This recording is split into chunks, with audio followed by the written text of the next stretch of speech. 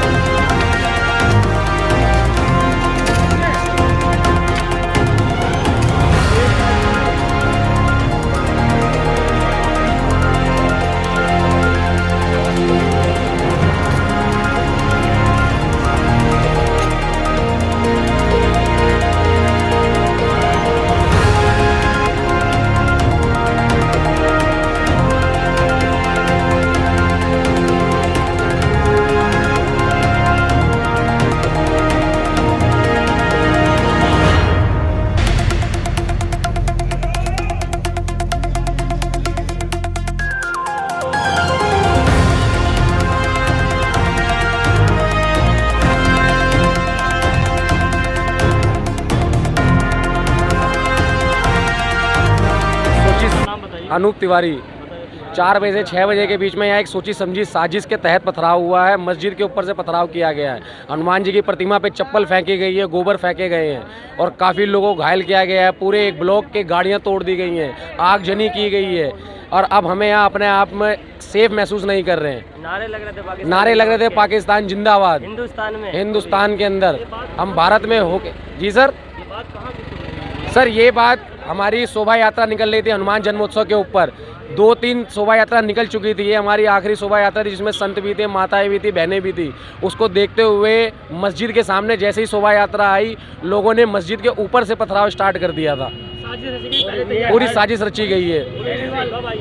Sir, police घटना के time पे ही आ गई थी, ऐसा कुछ नहीं है, बट पुलिस बल उस टाइम पे कम था तो घटना बढ़ गई थी। उसके बाद से जब से पुलिस बल आया है तब से घटना पूरे कंट्रोल में है। सर, पथराव हुआ, तलवारें लहराई गई हैं, फायरिंग की गई है सर निहत्थों के ऊपर। पीछे आप देखेंगे रोड पे गाड़ियां तोड़ दी गई हैं, गाड़ियों की अगजनी की गई है, आग लगा दी गई है गाड़ियों में और अभी तक कोई वो भी नहीं आया उसका सर। ना कोई हमारे विधायक जी हमारे बीच में नहीं पाया। यही पर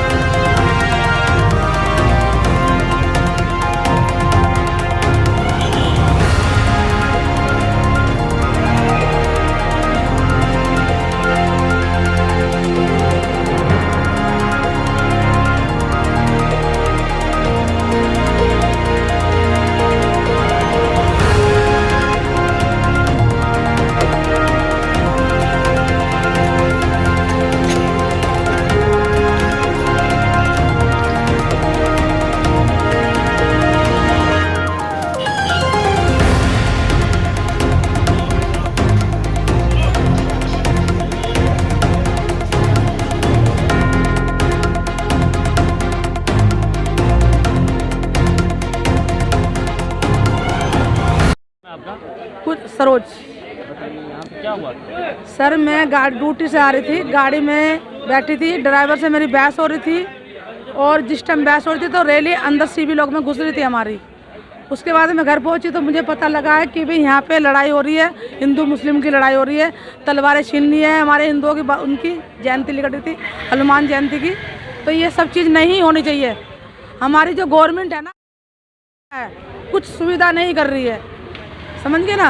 सकते मैंने एक बार नहीं कई बार से ऊपर बोल दिया है। बाकी यहाँ पे क्या हुआ, कैसे क्या हुआ, और सबको यही पता है बस इतना थोड़ा बहुत यही पता है कि हिंदू और मुसलमान वो अपनी प्लानिंग से बैठे पड़े थे। जितनी बार आप बोलोगे उतनी बार मैंने रिपीट करा दिया, और आपसे पहले भी कितने न्यूज़ वाले आ चुके हैं। मैं सर उससे ज़्यादा कुछ नहीं कहता।